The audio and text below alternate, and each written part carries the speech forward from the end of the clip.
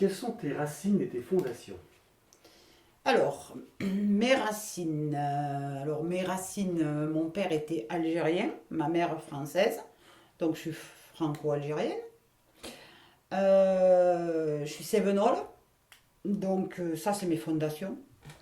Bon, c'est mes racines aussi, mais c'est mes fondations. Et mon père était mineur dans les Cévennes, donc c'est mes fondations aussi.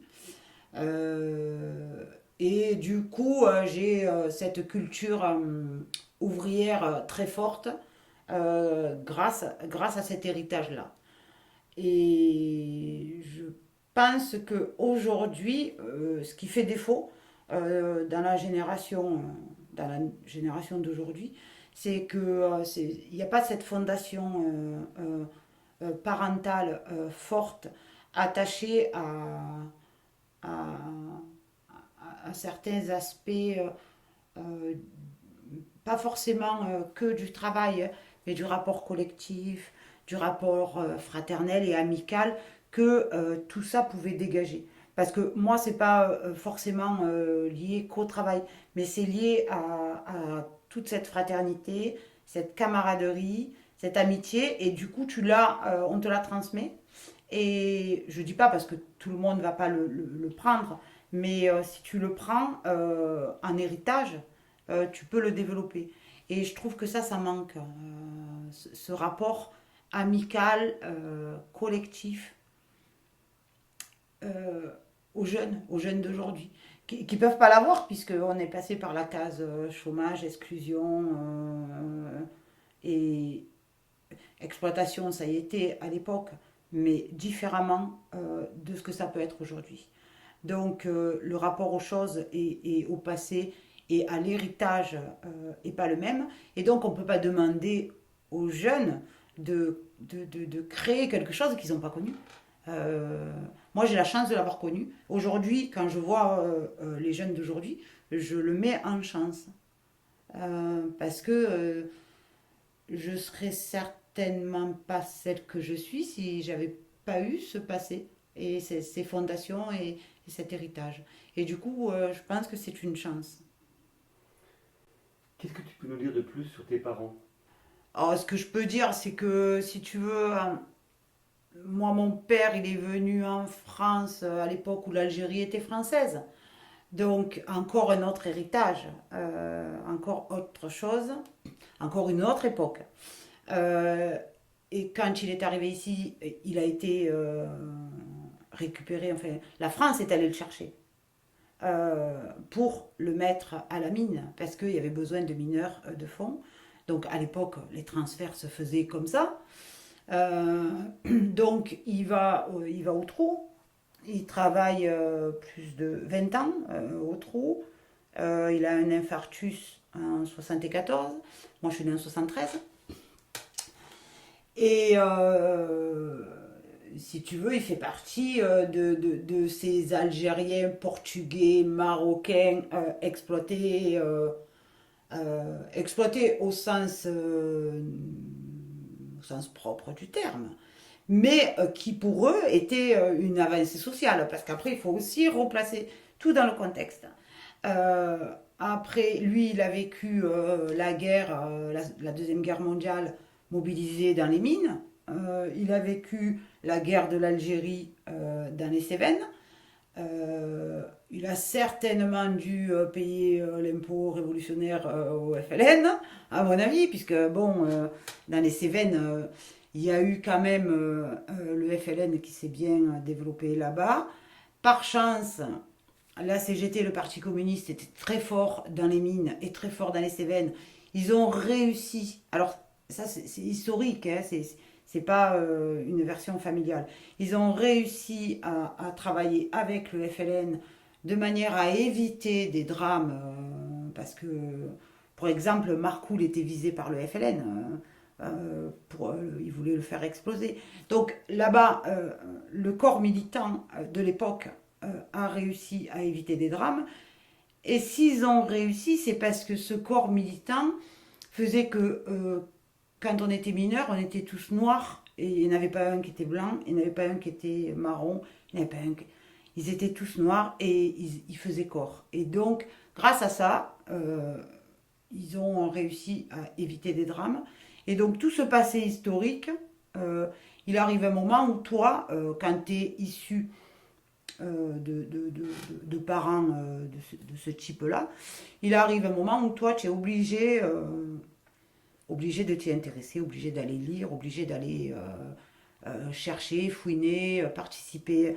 Moi, j'ai participé à des colloques historiques sur la guerre de l'Algérie, avec passion, hein, mais parce que c'est une histoire qui me plaît et qui me concerne indirectement, de par mes origines. Donc, après, quand tu fais ce travail-là, tu arrives à faire le pont avec tes origines et ton pays, parce que mon pays c'est ici, hein, je connais même, je suis jamais même allée en Algérie, donc je pourrais même pas en parler. Mais tu arrives à faire le pont, et je trouve ça dommageable aujourd'hui pour toutes ces générations aujourd'hui qui sont peut-être à la troisième ou quatrième génération d'immigrés, puisque c'est les parents qui sont venus ici, c'est pas les arrière-petits-enfants.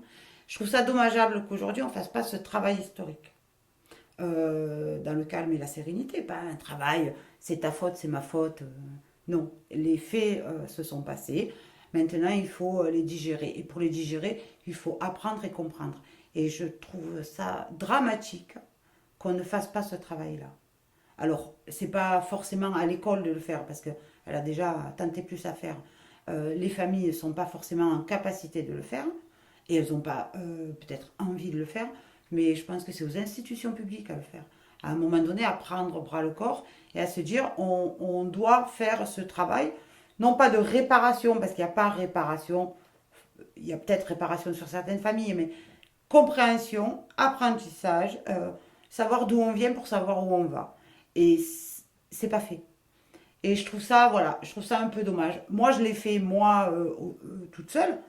Euh, mais encore une fois, on n'est pas tous faits de la même manière. Et je pense qu'il faudrait que ça soit fait, ce travail.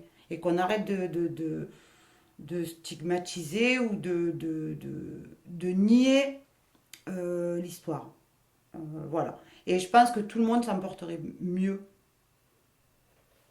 Donc, au-delà de tout ce que tu viens de nous raconter, qu'est-ce que tu peux nous dire de ce que tu as appris de tes parents? De façon peut-être plus personnelle, on va dire.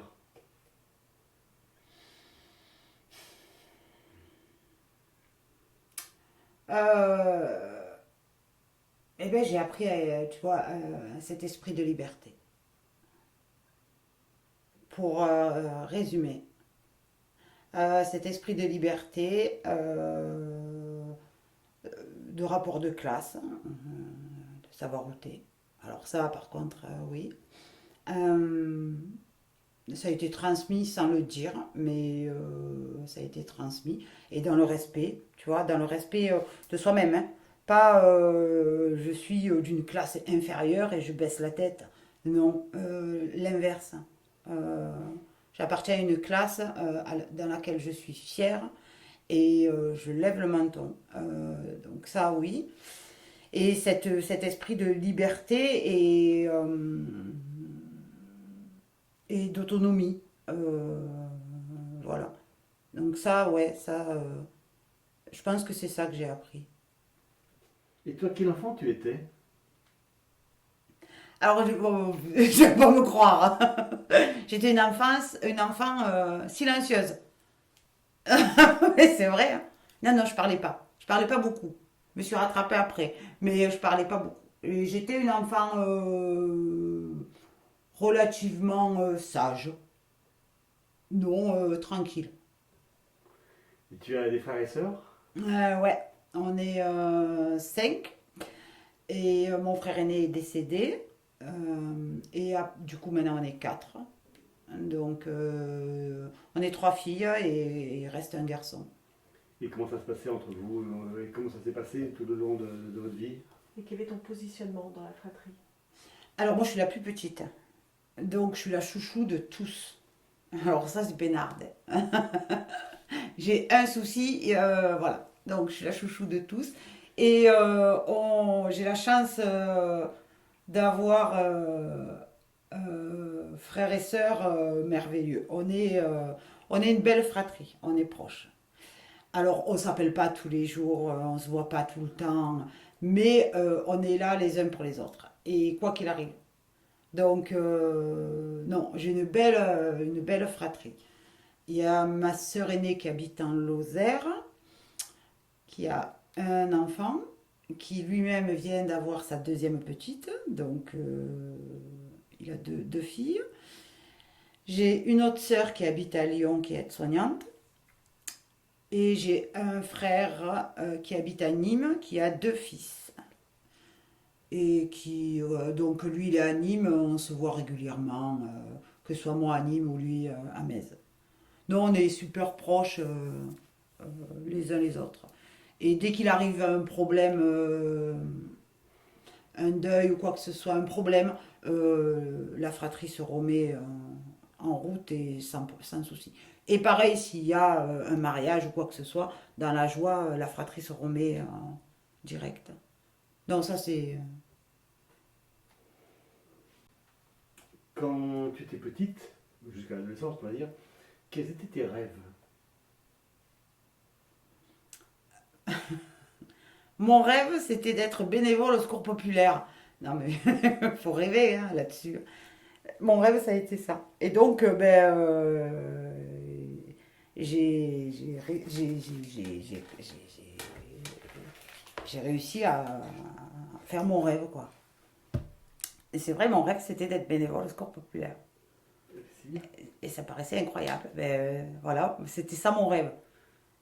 D'autres avaient, bon, des rêves d'argent ou de je sais pas quoi. Moi, je rêvais d'être bénévole au Secours populaire. Et donc, quand j'ai réussi à intégrer le Secours populaire, eh ben, j'ai accédé à mon rêve. Et tu sais d'où ça vient, cette envie ou ce besoin, je sais pas.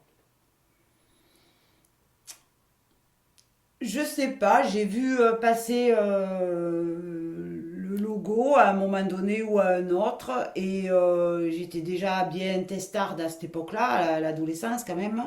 Tu vois, ma première grève, c'était en troisième euh, au collège, à l'époque où dans les lycées, ils se battaient pour des meilleures conditions à la fac.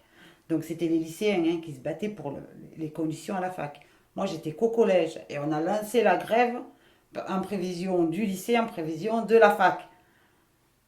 Donc j'étais déjà bien, là, à cette époque-là, j'étais bien rebelle. Et le Secours populaire, alors est-ce qu'il y a eu à un moment donné ou à un autre, ça, je ne sais pas, ma mémoire, je me le rappelle pas. Mais très tôt, voilà, je me voyais bénévole au Secours populaire en Afrique. Voilà, un grand truc là, tu vois, avec des gamins. Voilà comment je me voyais. Je me voyais pas autrement. Et après, j'ai fait la démarche plus tard.